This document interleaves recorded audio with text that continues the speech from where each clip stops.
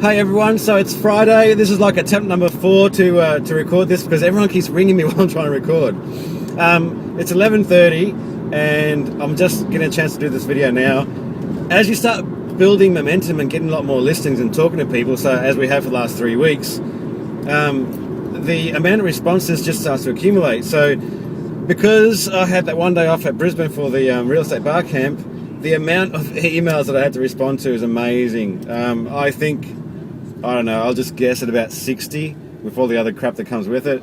So it's taken me 2 days, like a couple of hours every day just to try to get rid of it and respond. But what I want to say, I suppose, is that as time goes on and you start building more listings, you get to another stage. So you've got to get a new skill set. And I think I'm nearly hitting that already, even though 2012 hasn't started, because of the amount of the numbers of listings that we're now carrying and the amount of listings that are coming up, and the buyers are starting to come through and the offers are starting to come through. My time management on my ideal week has got to change because I've got to add more buyer time and more vendor time. So I'm going to have to redo my ideal week. So if you guys haven't got one, ask me, because there's a basic ideal week to start you off. But I think throughout your journey, whatever you do at the start and 3 months in and 6 months in and 9 months in, 12 months in, everything's going to change if you're going to keep building it up. So that's important to know, that your skill set's got to change, your ideal week's got to change. There's a lot of things that have to change. So I think I'm at that stage. And today, I know we've made a few sales, but there's 2 sales that the valuers have come in and undervalued them essentially to what the buyers have paid, which hardly ever happens. But on the 2 that have happened, one is done 100,000, the other one's like 120,000. They're big sales. One's 950, the other one's 700. But geez, they're great sometimes. But guys, if you're a valuer there, sometimes you make out life hell. So the buyers still want to buy it, and they go through the process, so that's okay.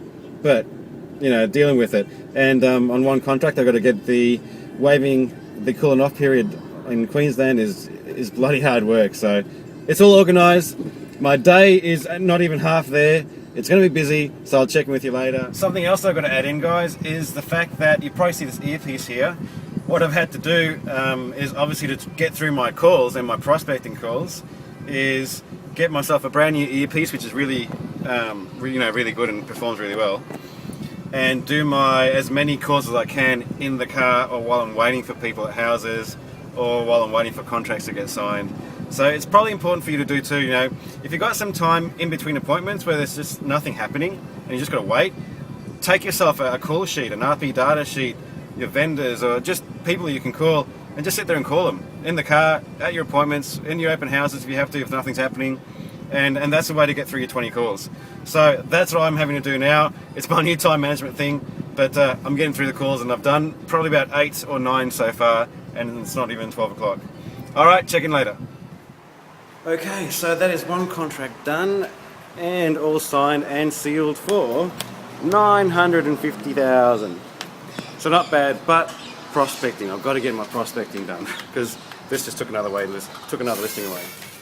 Just on my way back to a buyer appointment, which I don't think I'm going to make, so I've rung Clinton to see if he can go and do it instead, because don't you love traffic? It is a standstill, and I'm only about 5 minutes away from my appointment, but I think it's going to take about half an hour to get there. Alright, so I just came back in the office, and Clinton apparently sold his car. I don't know how. How did you do it? I sold it, Eddie. I sold it by... I don't know, how did I sell it? On the internet? Priced it correctly?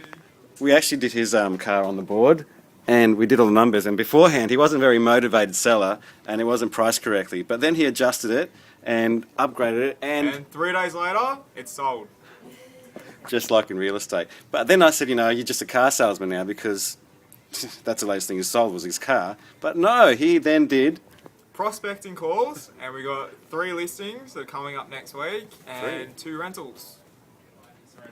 And being Friday, it wouldn't be normal family Friday at the office with us all without the cat joining us for Family Friday. Isn't that right, Britt? Okay, everyone, so a wrap up for today. Today's not over. I've got one more listing I've got to organise, which I just reminded myself I better take some paperwork. But it's been a crazy busy day. Overall, I'll give it about maybe a 7 out of 10. I mean, we've got a contract signed. I've got another one on the way that's agreed to for 1.55. Clinton's got those listings. So it's a good day, but I really want to get my prospecting done, and today I just haven't had a chance. I've had 131 emails. I've got 41 outstanding tasks, and I've got 5 SMSs on my phone, and goodness knows what else I've got to do. So it's crazy. I do have to go home though, so I'm just going to come in tomorrow morning and just crunch through the whole lot. But as you can see, I've even got Jasper here helping me out, so he's probably reading my emails, aren't you, Jasper? So overall, really good. It's getting productive. My idea week is going to have to change for sure if this is what we're doing. And hey, I'm happy with it. It's better to be busy than not busy, right? And productive. So checking with you guys later. Hopefully you're learning something and you're on the same track as me. Really can't wait for 2012 to start because I think we're going to smash it.